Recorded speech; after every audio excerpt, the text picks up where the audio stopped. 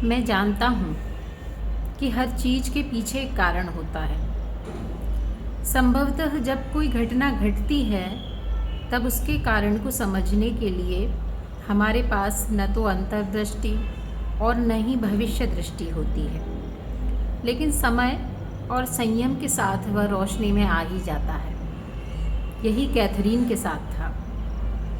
मैं उससे पहली बार सन 1980 में तब मिला जब वह 27 वर्ष की थी। अपनी बेचैनी, आतंक के दौरों और डरों का निदान खोजती हुई वह मेरे ऑफिस में आई थी। यद्यपि ये रोग लक्षण उसे उसके बचपन के समय से घेरे हुए थे, पर पिछले कुछ समय से वे बेहद भयावह हो गए थे। हर दिन वह खुद को भावनात्मक रूप से ज़्यादा असहाय और कुछ भी करने में अक्षम पाती थी। वह भयभीत थी। वह उसकी हताशा को समझा जा सकता था। उस दौर में उसके जीवन में फैली अव्यवस्था के विपरीत मेरा जीवन ठीक ढंग से आगे बढ़ रहा था। मेरी अच्छी शादीशुदा ज़िंदगी थी, 2 बच्चे थे और एक फलता फूलता भविष्य था। शुरुआत से ही मेरा जीवन हमेशा एक सीधे रास्ते पर चलता नजर आता था। मैं एक प्यारे से घर में पला और बढ़ा। शैक्षणिक सफलता बड़ी आसानी से मेरे हक में आती गई और कॉलेज के दूसरे साल में मैंने फैसला कर लिया कि मुझे एक मनोचिकित्सक बनना है। मैं कोलंबिया यूनिवर्सिटी न्यूयॉर्क से सन 1966 में फी बेटा कप्पा मैग्ना कम लाउडे ग्रेजुएट बना था। इसके बाद 1970 में मैंने येल यूनिवर्सिटी ऑफ मेडिसिन से एमडी की डिग्री प्राप्त की। न्यूयॉर्क यूनिवर्सिटी बेलीव्यू मेडिकल सेंटर से इंटर्नशिप करने के बाद मैं येल लौट आया ताकि मनोचिकित्सा में अपना अस्पताल प्रशिक्षण पूरा कर सकूं। उसके पूरा होने पर मैंने यूनिवर्सिटी ऑफ पिट्सबर्ग में एक शिक्षक का पद स्वीकार कर लिया। उसके 2 वर्ष बाद मैं यूनिवर्सिटी ऑफ मियामी के शिक्षक दल में शामिल होकर साइकोफार्मेकोलॉजी विभाग के प्रमुख के पद पर पहुंचा। वहां पर मैंने जीव वैज्ञानिक मनोचिकित्सा और पदार्थ दुरुपयोग के क्षेत्र में राष्ट्रीय स्तर पर पहचान बनाई। यूनिवर्सिटी में 4 साल पूरे करने के बाद मुझे मेडिकल स्कूल में एसोसिएट प्रोफेसर के रूप में पदोन्नत कर लिया गया और मियामी में ही यूनिवर्सिटी से संबंधित एक बड़े अस्पताल के मनोचिकित्सा विभाग का प्रमुख बना दिया गया। उस समय तक मेरे अपने कार्यक्षेत्र में मेरे 37 वैज्ञानिक पर्चे और किताबों के अध्ययन प्रकाशित हो चुके थे। वर्षों के अनुशासित अध्ययन ने मेरे दिमाग को एक वैज्ञानिक और चिकित्सक के रूप में सोचने के लिए प्रशिक्षित कर दिया था। मुझे अपने पेशे के संकीर्ण तौर तरीकों के सांचे में ढाल दिया था।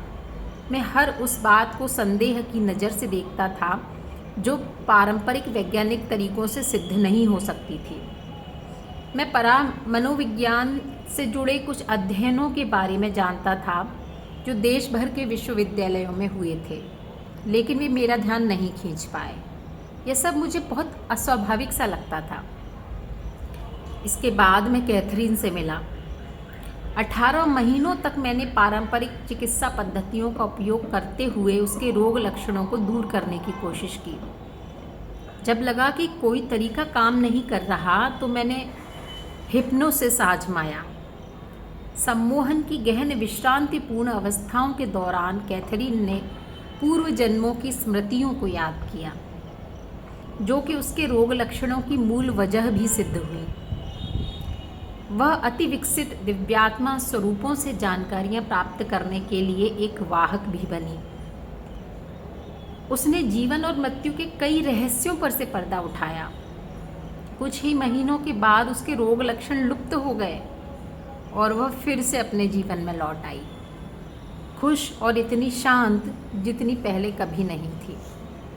मेरी पृष्ठभूमि में किसी ने भी मुझे इन सब के लिए तैयार नहीं किया था।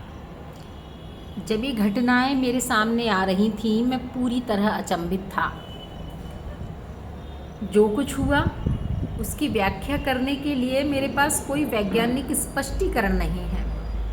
इंसानी मस्तिष्क को लेकर इतना कुछ है जो हमारी समझ से बहुत आगे है। संभवतः सम्मोहन के अंदर कैथरीन अपने अवचेतन दिमाग पर ध्यान केंद्रित करने में सक्षम रही होगी, जिसमें उसके पूर्व जन्मों की स्मृतियां संग्रहित थीं, या संभवतः वह उस जगह फंस गई थी जिसे मनोविश्लेषक कार्ल जुंग ने सामूहिक अवचेतनता का नाम दिया है। एक ऐसा ऊर्जा स्रोत जो हमें चारों ओर से घेरे रहता है और संपूर्ण मानव जाति की स्मृतियों को संजोए रखता है। वैज्ञानिकों ने इसके जवाब ढूंढने शुरू कर दिए हैं। एक समाज के रूप में हमने मस्तिष्क के रहस्यों, आत्मा और मृत्यु के बाद जीवन की निरंतरता तथा वर्तमान जीवन के व्यवहार पर पूर्व जन्मों के अनुभवों के प्रभाव पर शोध करके बहुत कुछ ज्ञान प्राप्त किया है। स्पष्ट रूप से खासकर चिकित्सा, मनोचिकित्सा, ब्रह्म विद्या और दर्शन शास्त्र के क्षेत्र में शाखाएं अनंत हैं। हालांकि इस क्षेत्र में कठिन वैज्ञानिक शोध अभी अपनी नवजात अवस्था में हैं। जानकारियों को उजागर करने के लिए बड़े कदम उठाने की ज़रूरत है, लेकिन प्रक्रिया धीमी है और उसमें वैज्ञानिकों और नौसिखिए तरह के लोगों का बहुत प्रतिरोध भी झेलना पड़ता है। पूरे इतिहास को देखें तो मानव को हर बदलाव पर, नए विचारों को अमल में लाने पर प्रतिरोध झेलना पड़े हैं।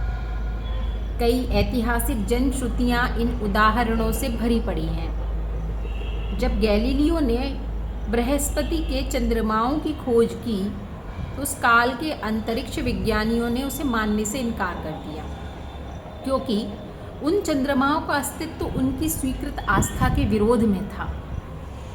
यही अब इन मनोचिकित्सकों और अन्य उपचारकों के साथ है, जो कि शरीर की मौत के बाद आत्मा की अस्तित्व और पूर्व जन्म की स्मृतियों के विचार योग्य प्रमाणों को जांचने और उनका मूल्यांकन करने से मना कर देते हैं। उनकी आंखें मजबूती से बंद हैं। यह किताब परामनोविज्ञान के क्षेत्र में चल रहे शोध कार्यों में मेरा एक छोटा सा योगदान है, खासकर उस शाखा के लिए जो कि जन्म से पूर्व और मृत्यु उपरांत अनुभवों से संबंधित है। हर एक शब्द जो आप इसमें पढ़ रहे होंगे सच है। मैंने अपनी ओर से कुछ नहीं जोड़ा है और केवल उन्हीं हिस्सों को हटाया है जिनका दोहराव हुआ है। मैंने कैथरीन की पहचान को गोपनीयता बनाए रखने के उद्देश्य से थोड़ा बदल दिया है। जो कुछ भी हुआ उसे कलमबद्ध करने में मुझे 4 वर्ष लगे। ऐसे 4 वर्ष जिसमें मैंने इन अप्रमाणित जानकारियों को जाहिर करने के लिए प्रोफेशनल जोखिम लेने का साहस उठाया। अचानक ही एक रात जब मैं नहा रहा था, मुझे इस अनुभव को कागज़ पर लिखने को विवश किया गया। मेरे अंदर यह सशक्त भावना जगी कि सही समय है, यही सही समय है और इन जानकारियों को ज़्यादा दिन रोक कर नहीं रखना चाहिए। जो सबक मैंने सीखा उसका मतलब यह था कि बजाय अपने तक छुपाए रखने के अनुभव को दूसरों के साथ बांटा जाए। यह ज्ञान कैथरीन के माध्यम से प्राप्त हुआ और अब मुझसे होकर आगे जाएगा। मुझे पता था कि अनश्वरता और जीवन के जो सही मायने मुझे समझ आए हैं, उन्हें सिद्ध करना इस अनुभव को न बांटने पर मुश्किल हो जाएगा। मैं झटपट नहाकर बाहर निकला और उन ऑडियो टेप्स को लेकर अपने डेस्क पर जा बैठा जो मैंने कैथरीन के साथ अपने सत्रों में बनाए थे। अल सुबह के घंटों में मैंने अपने बुजुर्ग हंगरीवासी दादाजी के बारे में सोचा, जो कि मेरी किशोरावस्था में चल बसे थे। जब कभी मैंने उन्हें बताया कि मुझे कोई जोखिम लेने में डर लग रहा है, उन्होंने प्यार से मेरा हौसला बढ़ाते हुए अंग्रेजी का यह पसंदीदा वाक्य दोहरा दिया, व्हाट द हेल। इसके आगे की कहानी हम पढ़ेंगे अगले अंक में। धन्यवाद।